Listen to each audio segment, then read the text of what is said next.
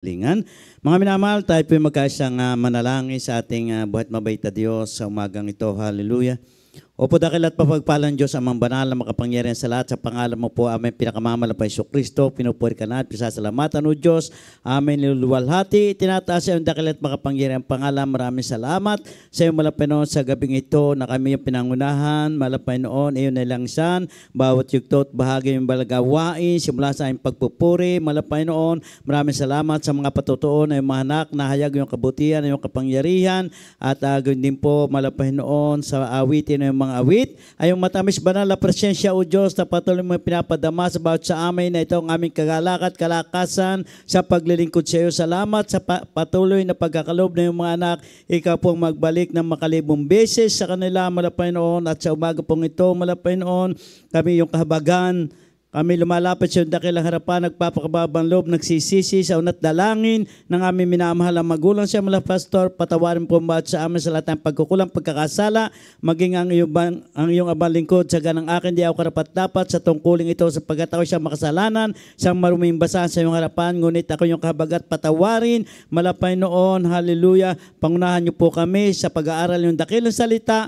Malapay noon, buksan po puso't pangunawa, lahat ng mga anak, malapay noon, ikaw po magbigay sa akin karunong at kalaman, may pahayag yung dakilang salita, nawa ang bukas ng aming bibig, malapay noon, maging pagpapala, gawin po akong pagpapalang espiritual sa umagang ito, malapay noon, sa unat dalangin ng aming minamahal na magulang siya, malapastor, ito po ang aming samot dalangin, at sa makapangyarihan mong pangalan, sama-sama namin sinasaway, pinapalayas, lahat ng hadlang at gawa ng kaaway sa pag-aaral ng dakilang salita, di pagkaunawa, pagkainip, pagkatulog, cast out in Jesus' name. Hallelujah. Satan be frozen in Jesus' name.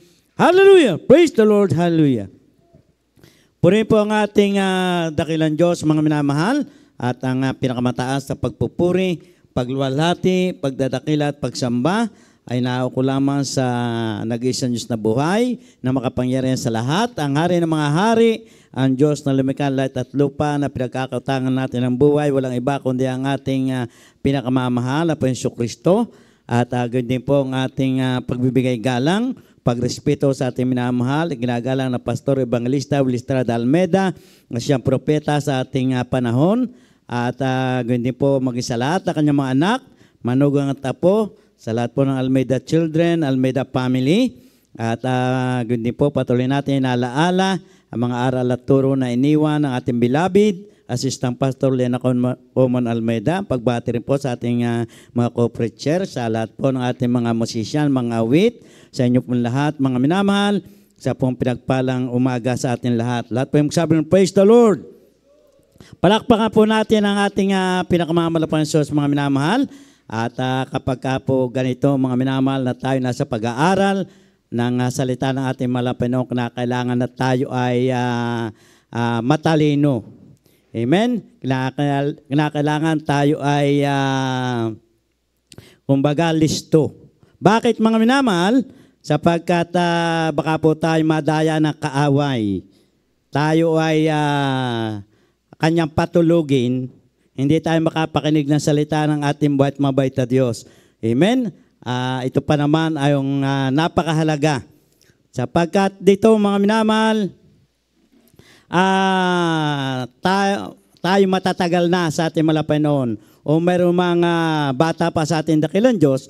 Pero kinakailangan mga minamahal na tayo ay patuloy na turuan, aralan ng salita ng ating malapay noon. Sapagkat tayo po hindi perfecto. Amen?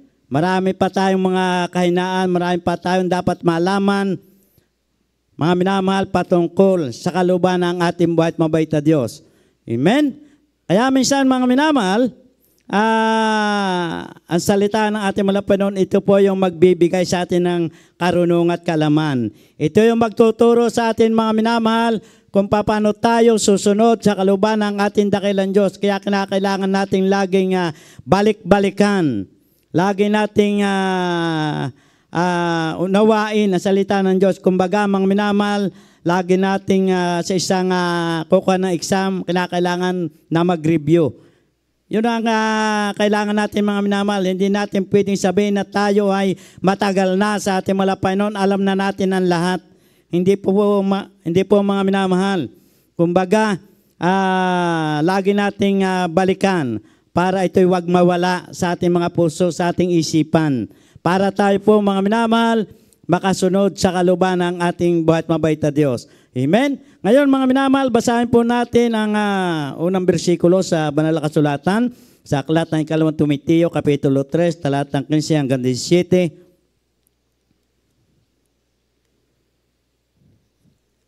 Dito po sa sulat ni Pablo kay Timoteo, Kapitulo 3, mga talatang 15, 16 hanggang 17. Dito po sa 15.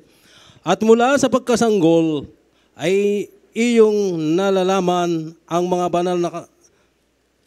banal na kasulatan na makapagpadunong sa iyo sa ikaliligtas sa pamamagitan ng pananampalataya kay Kristo Jesus. Ang lahat ng mga kasulatan na kinasihan ng Diyos ay mapapakinabangan din naman sa pagtuturo, sa pagsansala, sa pagsaway, sa ikatuturo na nasa katuwiran, upang ang tao ng Diyos ay maging sakdal, tinuruang lubos sa lahat ng mga gawang mabuti. Amen. Lahat po sabi, praise the Lord. Palakpakan po natin ang ating buhat mabait na Diyos.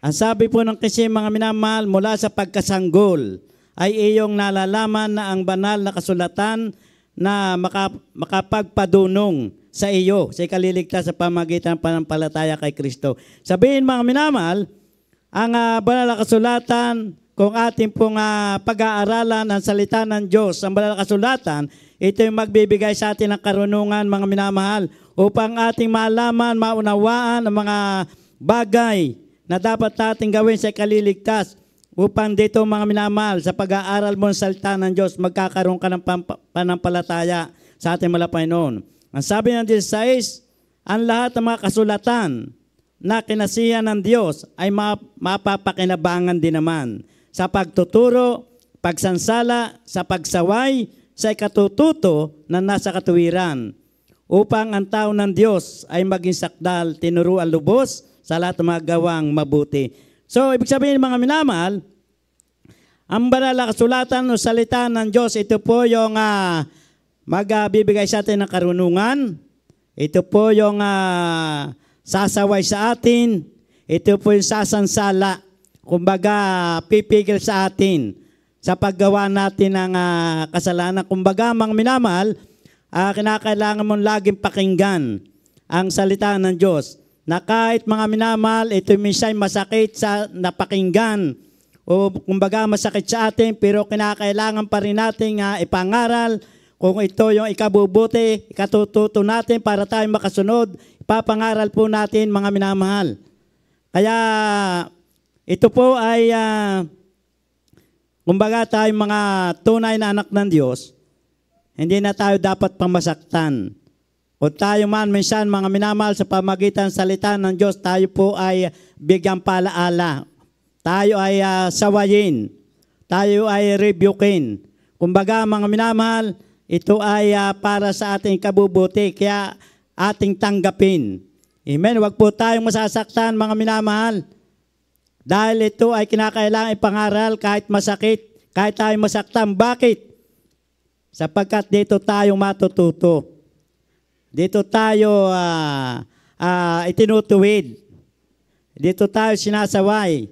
Kumbaga mga minamahal, kung hindi po ipapangaral ang mga bagay nito, kumbaga, dahil sa hindi pinangaral, hindi kayo nakasunod, sino po sisisihin ang ating malapay noon? Yung mga ngaral, mga minamahal.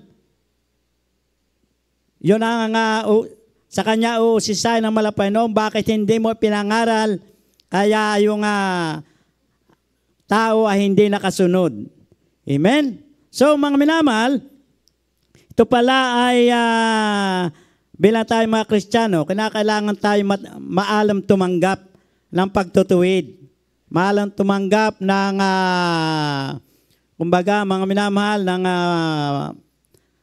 para tayo matuwid o para ba tayo ay makasunod, kailangan nating tanggapin ang mga palaala ng banal na kasulatan. Purihin po ating dakilang Diyos, mga minamahal. At tayo po ay magpatuloy sa unang Samuel 12:24.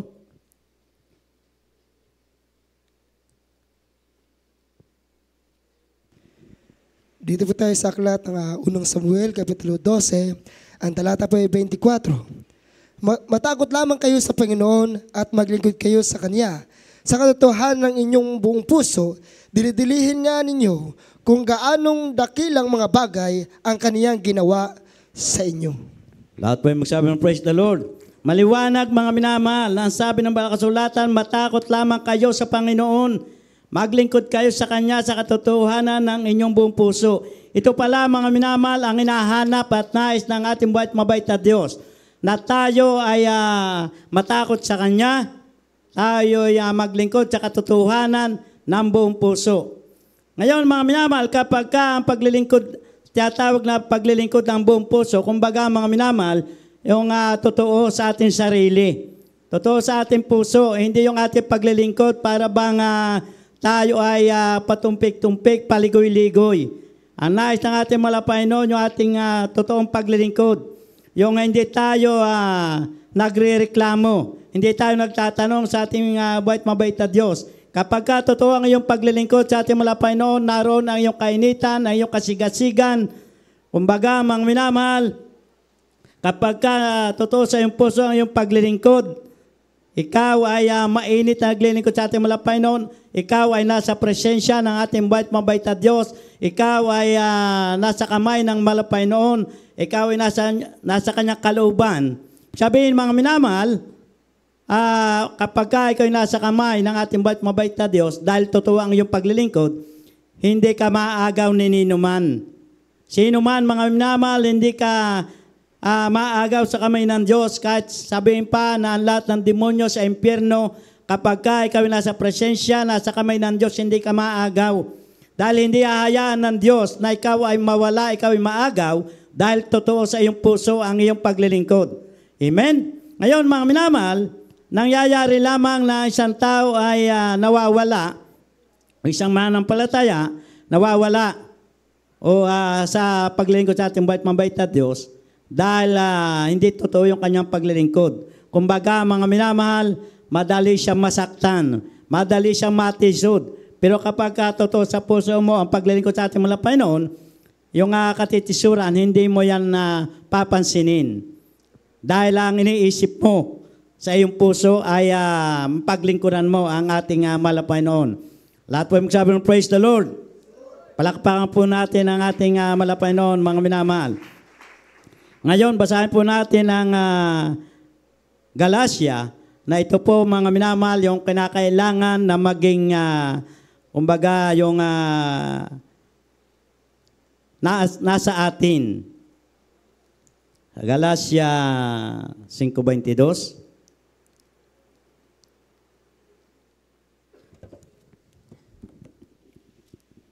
Dito po sa aklat ng mga taga-Galacia, Kapitulo 5, talatang 22 hanggang 23.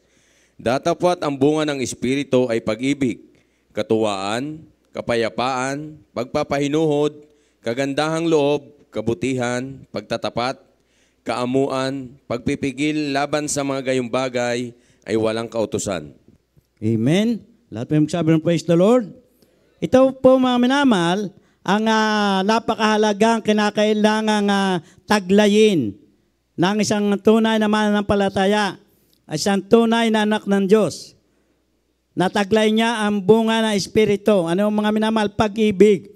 Kinakailangan pala na ikay may pag-ibig sa iyong kapwa mananampalataya at sa mga tao na yung pag-ibig mo na naisip mo sa iyong puso na sila ay madala mo sa panan ng ating Panginoon para sila man ay magkaroon din ng kaligtasan. Katuwaan, yung kagalakan mo na paglilingkod sa ating Panginoon, kapayapaan.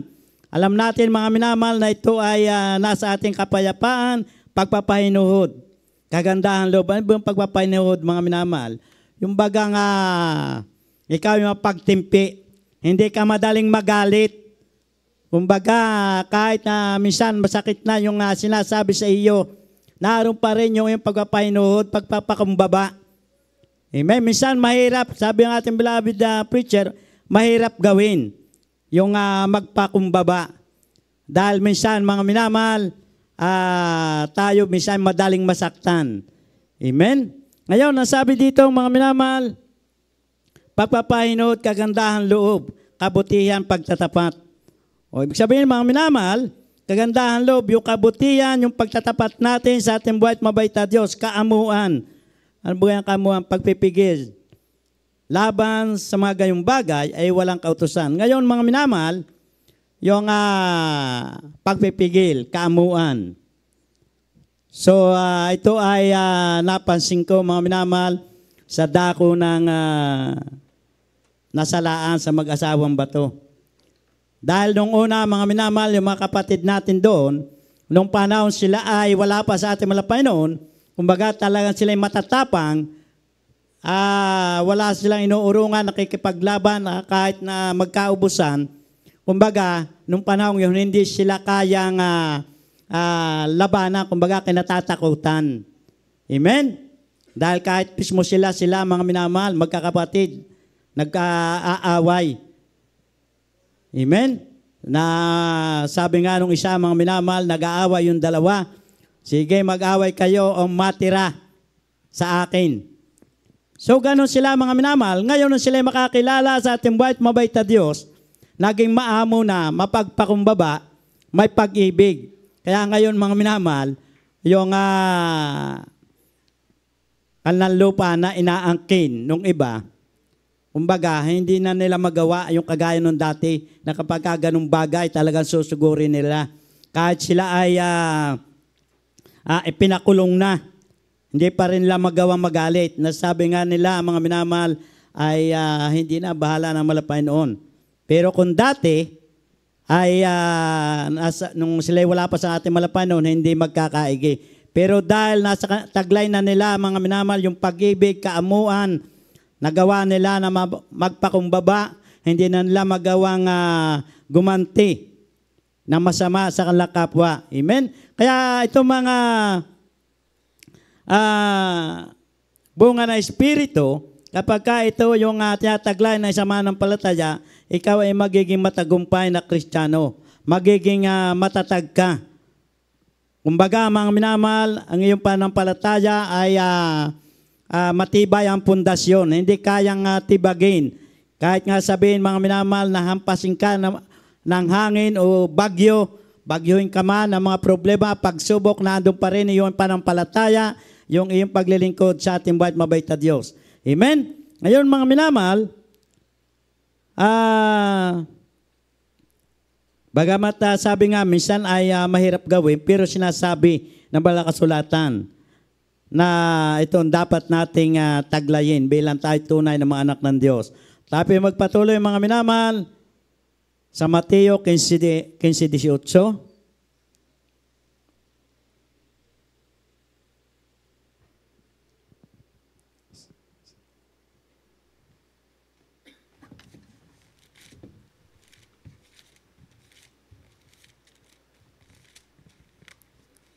Amen. Mateo 15:18.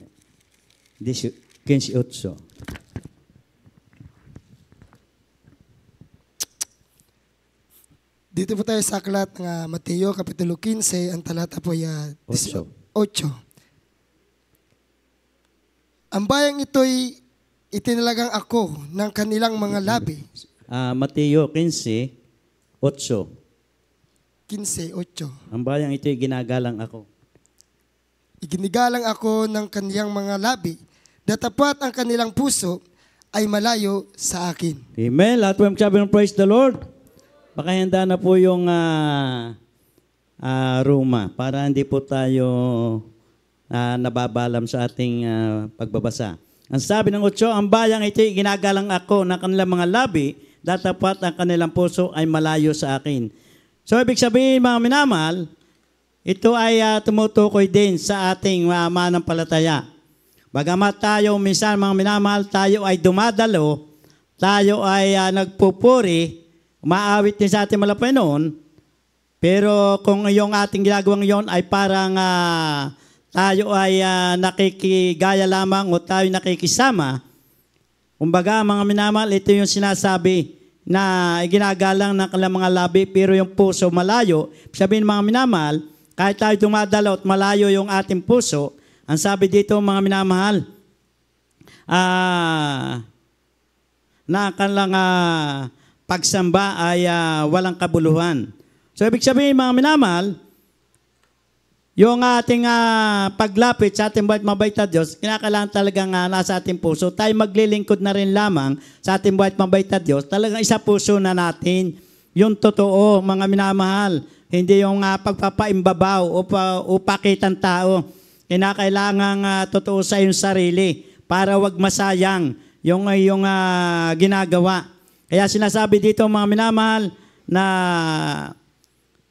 yung ibang mga tao ginagalang siya ng kanyang mga labi, pero yung puso ay malayo. Ito mga minamahal, napakaraming tao. Nagpupuri din sa ating malapay noon. Lagi rin dumadalo.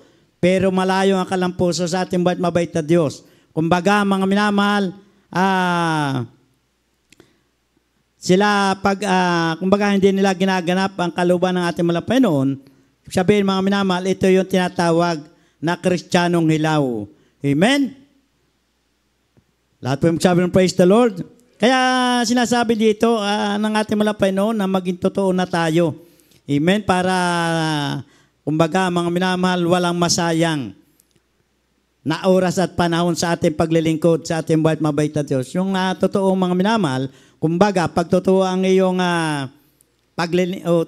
nasa puso, totoo sa iyong puso, ang paglilingkod sa ating malapay noon, kumbaga, naroon lagi na mayroon kang, naglalaan ka ng oras, ng panahon sa paglilingkod sa ating mabait na Diyos. Yun ang paglilingkod na nasa puso. Kumbaga, mayroon ka ng pagkukusa. Amen? Mayroon ka ng oras na ito'y talagang inalaan mo na sa ating mabait na Diyos. Lahat po magsabi ng praise the Lord. Purihin po ang ating dakilang Diyos mga minamahal at tayo po ay tuloy-tuloy na sa aklat ng Roma 14:13.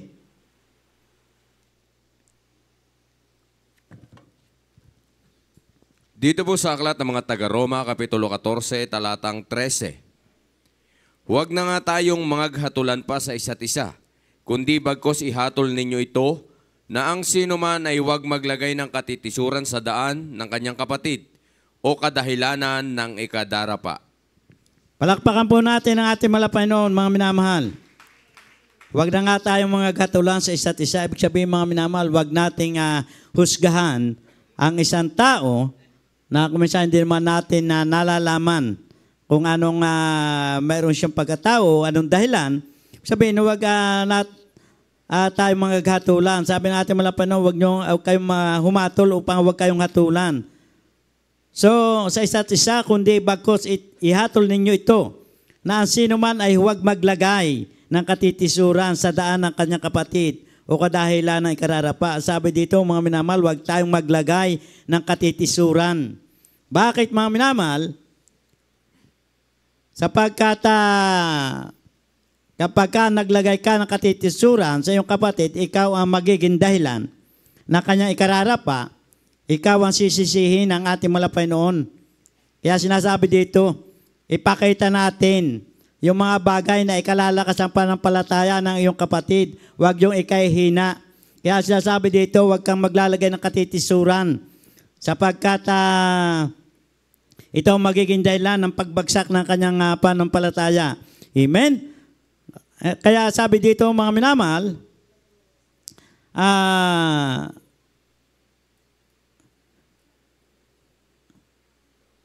huwag, sabi mga minamahal, sinasaway tayo ng ating malapan, huwag tayong mga hatulan. Huwag tayong maglagay katitisuran sa daan. Bakit mga minamahal? Kapag nakita sa iyo mga minamahal, yung katitisuran, ang sabi ng Banal na Kasulatan, mga minamahal, kapag ikaw naging dahilan ng katitisuran na iyong kapatid, ang sabi ng Banal na Kasulatan, mabuti pa sa iyo ang lagyan ng bato sa liig at ihulog sa dagat. Ganong kabigat, mga minamahal, ganong kasilan, na kapag tayo naging dahilan, kaya natisod yung ating minamahal kapatid, tayo pala ay ganong kabigat yung pagkakasala natin. Amen? Ngayon, mga minamahal, nais ng ating malapay noon, ipakita mo sa iyong kapwa mananampalataya ay kalalakas ng kanyang pananampalataya. Ipakita mo sa mga tao makasanlibutan ang kabutihan ng ating buhay at mabait na Diyos para ikaw ay makahikayat. Kumbaga, ikaw ay makumbinsi mo sila. Mailapit po sila sa ating buhay at mabait na Diyos. Ngayon, mga minamahal, kung hindi natin maipakita ang mga bagay na yan, paano natin mailapit yung mga tao sa pana ng ating buhay at mabait na Diyos na kung na ikaw naman mismo hindi mo magawa ang kaluban ng ating buhay at mabait na Diyos. Ngayon, kung nakikita sa iyo, mga minamahal, na kabutihan ng ating malapay noon, yung pagbabago na totoo sa iyong sarili, sila mismo, mga minamahal, ang magsasabi na hindi mo na kailangang magsalita pa sa kanila. Sila na mismo yung magkukusa at magsasabi na totoo ang ating buhay at mabait na Diyos dahil nakita sa iyo yung pagbabago, yung iyong kabutihan. So ito, mga minamahal, yung nais ng ating malapay noon na gawin ng sino man sa atin. Kumbaga, mga minamahal, minsan tayo ay hindi makapagsalita, parang tayo nahihiya, tayo mag-share, atin silang imbitahan, pero kung hindi mo magawa ganyang bagay, ipakita mo na lamang yung sa pamagitan ng mabuting gawa para sila man ay makapagluwalhati rin sa ating buhay at mabait na Diyos. Sa huling bersikulo, mga minamahal, Jeremias 7:23, lahat po ay magsigising na, mga minamahal, sa mga nakakatulog, at tayo po ay magtatapos na. Dito po tayo sa aklat ng Jeremias, Kapitulo 7, ang talata po ay 23. Kundi ang mga bagay na ito ang inuutos ko sa kanila, na aking sinasabi, inyong dinggin ang aking tinig, at ako'y magiging inyong Diyos, at kayo'y magiging aking bayan, at magsilakad kayo sa lahat ng daan na inuutos ko sa inyo, sa ikabubuti ninyo. Amen. Palakpakan po natin ang ating buhay at mabait na Diyos. Lahat po yung magsabi ng praise the Lord. Kundi ang bagay na ito, parang mayamal tayo ay, pagsabi natin po malakpak sa ating malapay noon, dadalawa. Dadalawa yata ang may kamay, mga minamahal. Wala pong bayad ang pumalakpak sa ating buhay at mabait na Diyos. Kapag tayo pumalakpak sa ating malapay noon, ibig sabihin, ikaw ay nagpupuri sa ating malapay noon. Amen? Hindi naman po mahirap ang pumalakpak, mga minamahal. At yan naman po ay napakadaling gawin. At yan po ay nalulugod ang ating buhay at mabait na Diyos. Kundi ang bagay na ito, niuutos ko sa kanila. Ibig sabihin, mga minamahal, kailangang ipangaral ang mga bagay na ito na aking sinasabi, inyong dinggin. Ating pakinggan, ating pakinggan ang tinig ng Diyos, ang sinasabi ng ating malapay noon. Ang sabi dito, kapag ating dininig, ating ginawa, ang sabi ng ating malapay noon, ako'y magiging inyong Diyos. Ngayon, mga minamahal, kapag utos ng Diyos ang iyong sinusunod, ibig sabihin, ikaw ay sa malapay noon. Kapag ikaw ay lumiko, ikaw ay tumalikod, sabihin, hindi ang Diyos ang pinaglilingkuran mo. Kaya sabi dito, kayo magiging aking bayan. At magsilakad kayo sa lahat ng daan na iniutos ko sa inyo sa ikabubuti ninyo. Lahat po yung magsabi ng praise the Lord. Ang sabi dito, mga minamahal, magsilakad kayo sa lahat ng daan na iniutos sa inyo. Sabihin, mga minamahal, sabi natin malapay noon, lumakad tayo sa daan na itinuro ng ating buhay at mabait na Diyos. Tayo ay magpatuloy ang tunay na anak ng Diyos, mga minamahal, habang tumatagal sa paglilingkod sa ating malapay noon ay laging pasulong. Kumbaga, yung daan na itinuro ng ating dakilang Diyos na dapat natin lakaran para sa ating kaliligtas ay magtuloy-tuloy tayo na dapat nating tahakin at lakaran para sa ating kaligtasan. Kahit minsan sabihin pa, mga minamahal, na minsan maraming balakid, maraming hadlang, maraming pagsubok, pero yan yung daan para sa kaligtasan, kaya kinakailangan mong harapin. Ano man yung balakid na humahadlang sa iyong paglilingkod sa ating malapay noon. Dahil ang nakasalalay dito, mga minamahal, ay kaligtasan. Hindi po ito material na bagay na nakasalalay, kundi yung kaligtasan, buhay na walang hanggan. Dahil ang Diyos sa patuloy mong paglilingkod, patuloy na pagtahak sa daan na Kanya ibinigay, alam natin na ang dulo nito, naghihintay ang ating mabait na Diyos.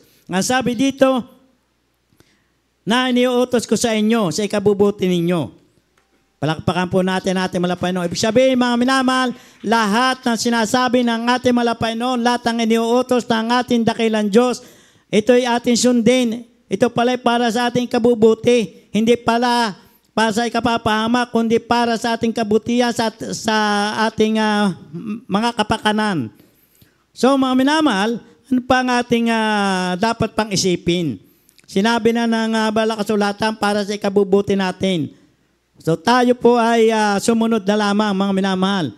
Sabi ng ating beloved preacher, ang mahalaga yung pagsunod. Amen? Yung pagsunod ang hinahanap ng ating mabait na Diyos.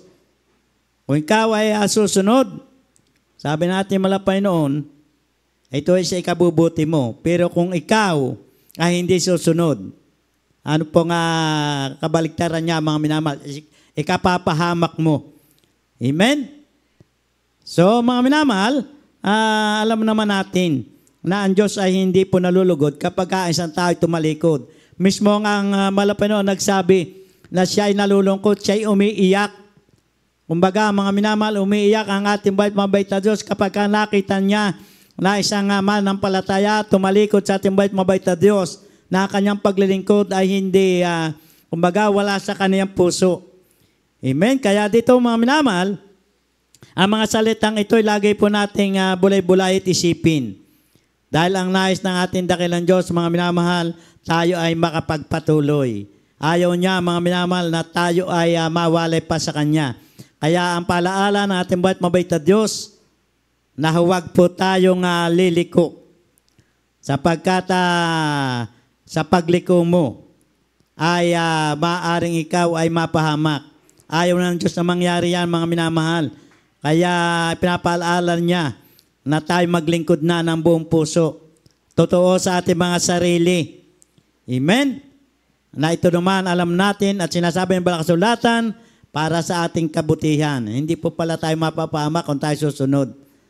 Para sa atin din ito, mga minamahal. Ito ang paglilingkod natin. Ito yung pakikinabangan natin sa pagdating ng oras at panahon ng pagbabalik ng ating malapay noon. Amen? Kumbaga, mga minamahal, wala po tayong mapakikinabangin sa mga material na bagay na ating nakikita sa lahat ng ating tinatangkilik. Hindi po natin pakikinabangan, pero yung ginagawa mo ngayon na paglilingkod sa ating malapay noon, yung pagsisikap, yung iyong pagtitiis, pagtsatsaga, pagbibigay ng oras, panahon sa ating mabait na Diyos, ito po yung iyong pakikinabangan pagdating ng panahon. Dahil kumbaga, mga minamahal, ito yung itinanim mo. Yan ang aanihin mo. Nagtanim ka ng mabuting bagay, mag-aani ka ng mabuti. Amen? Lahat po magsabi ng praise the Lord. Kaya lagi po nating isipin, mga minamahal, lagi po natin dili-dilihin yung kabutihan ng ating malapay noon. Dahil ayaw mismo ng ating malapay noon na sino man sa atin ay mapahamak. Ang gusto niya, mga minamahal, tayo ay magkasama-sama, tayo maging kabahagi sa kanyang plano, na ang plano ng ating mabait na Diyos, lahat ng kanyang mga anak ay kanyang tipunin upang ito ang nais niyang makasama sa kaharian, upang ibigay ang kanyang pakadakilang pangako, ang buhay na walang hanggan. Lahat po yung sabi ng praise the Lord. Mga minamahal, tayo po yung umawit sa ating mabait na Diyos. Awitin po natin ang anak, lumapit ka. Sa lahat po ng ating mga altar call.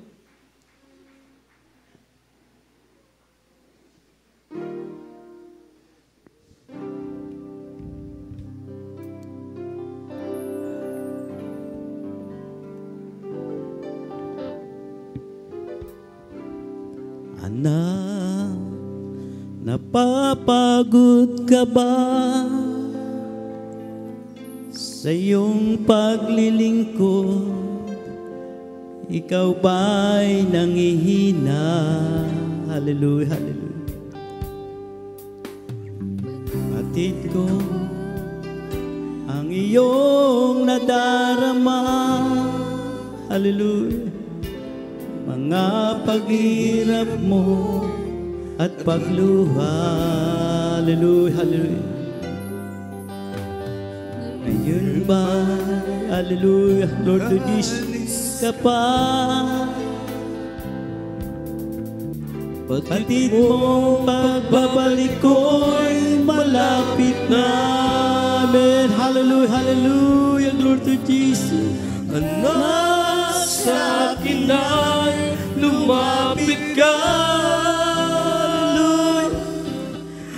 At sa bisig ko ika'y mamahinga.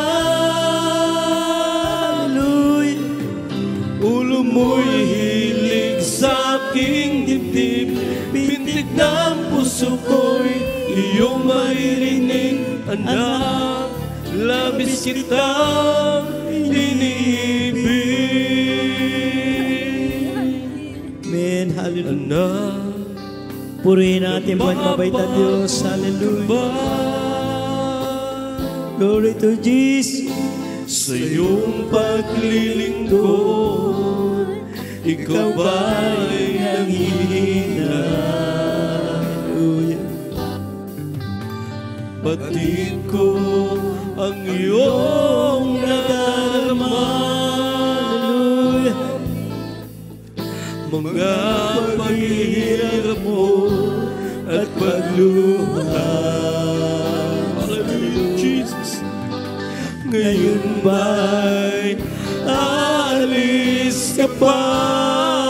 Hallelujah, hallelujah. Batid ko, pagbabalik ko'y malapit na. Anak, sa akin ay lumapit ka, at sa bisig ko ika'y mamahinga. Ulo mo'y hilig sa aking dibdib, pintig ng puso ko'y iyong maririnig. Anak, labis kitang inibig. Hallelujah, hallelujah. Anak, sa akin ay lumapit ka, at sa bisig ko ika'y mamahinga. Ulo mo'y hilig sa aking dibdib, pintig ng puso ko iyong maririnig. Anak, labis kitang inibig. Hallelujah, hallelujah, King. Anak, sa akin ay lumapit ka, at sa bisig ko ika'y mamahinga. Ulo mo'y hilig sa aking dibdib, pintig ng puso ko'y iyong maririnig. Anak, labis kitang inibig. Anak, labis kitang inibig.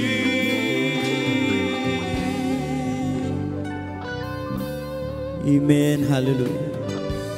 Purihin ang ating buhay at mabait na Diyos, mga minamahal. Ang sabi ng ating malapay noon, kung tayo napapagod na, alam ng Diyos, mga minamahal, ang ating nadarama. Kita ng Diyos ang iyong pagluha. Kita ng ating malapay noon ang iyong pagtitiis, ang iyong mga paghihirap. Kaya sabi ng ating malapay noon, lumapit tayo sa ating buhay at mabait na Diyos. Handa kang tulungan ng ating malapay noon. Maging totoo ka lamang sa Kanya. Ang paglilingkod mo'y totoo sa iyong puso. Hallelujah. Purihin ang ating buhay at mabait na Diyos, mga minamahal. Hallelujah. Ang Diyos ay nakatunghay sa atin. Alam ng ating malapay noon ang nilalaman ng ating mga puso. Kaya sa oras na ito, mga minamahal, sa ating pananalangin para sa ating mga pangailangan, hallelujah. Sabihin mo sa ating malapay noon na ikaw ay tulungan kung ikaw ay pagod na. Kung ikaw ay dumaraan sa mga kahirapan, sa mga problema, pagsubok, manalangin ka sa ating buhat mabait na Diyos. Ang Diyos ay handang tumulong sa lahat ng kanyang mga anak. Hindi niya tayo pabayaan o iwan. Kaya sa umagang ito, tayo po'y manalangin para sa ating mga pangailangan. Anumang pangailangan mo sa ating mga Panginoon, sambitin mo ng iyong mga labi. Hallelujah. Tayo po'y sama-sama at magkaisa manalangin. Hallelujah. Upo dakil at papagpalan Diyos ang banal na makapangyarihan sa lahat. Sa pangalan mo po aming pinakamalapang Diyos sa umagang ito, O Diyos. Kami lumalapit sa iyong dakilang harapan sa unat dalangin na aming minamahal magulang sa iyong mga pastor. Kami yung kahabagan. Patawarin mo po kami sa lahat ng pagkukulang pagkakasala. Sa aming mga kahinaan, malapay noon. Hallelujah. Linisin mo po kami sa lahat ng mga kalikuan. Dagdagan mo pa po ang aming panampalataya at kasiga-siga at kainita sa paglingkod sa iyo. At patuloy po namin idadalangin sa iyo, malapay noon. Kami patuloy mong kahabagan na sa aming paglilingkod sa iyo, kami yung panghawakan na sa gitna mo ng mga pagsubok, kaya pag-usig. Patuloy ka namin mga paglingkuran. Huwag mo po kaming iiwan po abayaan ang mga ibunga sa darang panahon o taon. Malapay noong panghawakan mo po kami at amin po idadalangin. Na ikaw pong patuloy magpala sa lahat yung mga anak sa kalang mga pangailangan sa araw-araw.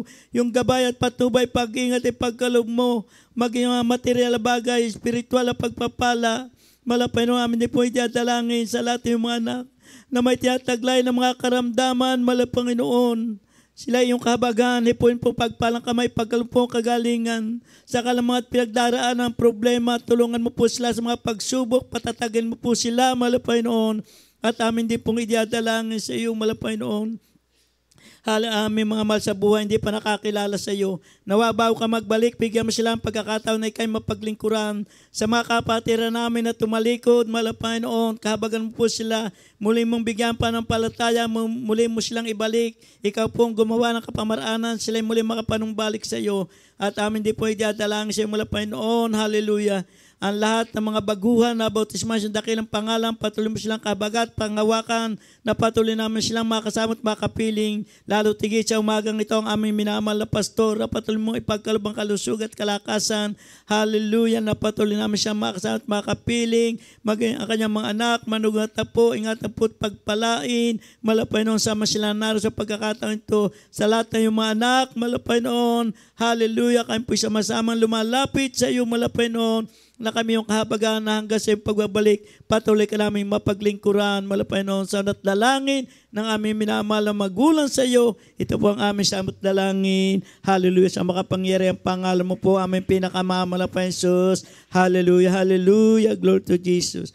Mga minamahal, sa umaga pong ito, tayo po ay sama-sama na ating pong sawayin sa pangalan ng ating buhat mabait na Diyos ang lahat na gawa ng kaaway sa ating buhay, problema mayan, mga karamdaman, Panginoon palupaypay, sama-sama po natin sawayin. Upo dakil at papagpalan Diyos na makapangyarihan sa lahat. Sa unat dalangin namin minamahal na magulang sa iyo, sa makapangyarihan mong pangalan namin pinakamamalapay Jesus, sama-sama namin sila saway, lahat na gawa ng kaaway sa aming buhay, mga Panginoon palupaypay, hallelujah, problema, kahirapan, kasaut, in Jesus' name, di mo nyo ang karamdaman, arthritis, diabetes, high blood, asthma, cancer, hallelujah, kasaut, in Jesus' name, hallelujah, arthritis, diabetes, karamdaman, anumang uri ng karamdaman, lumayas ka sa pangalan ni Jesus, hallelujah, hallelujah, problema, kahirapan, cast out in Jesus' name, Panginoon, palupaypay, at lang sa mga pagpapala, cast out, Jesus' name, hallelujah, praise the Lord, hallelujah, hallelujah, glory to Jesus, hallelujah, praise the Lord, hallelujah. Mga minamahal, tayo po ay tatalon 3 beses, hallelujah, praise the Lord, at talo na may panampalataya sa ating buhat mabait na Diyos. Sabay-sabay po mga minamahal. Hallelujah, praise the Lord. Hallelujah, praise the Lord. Hallelujah, praise the Lord. Hallelujah.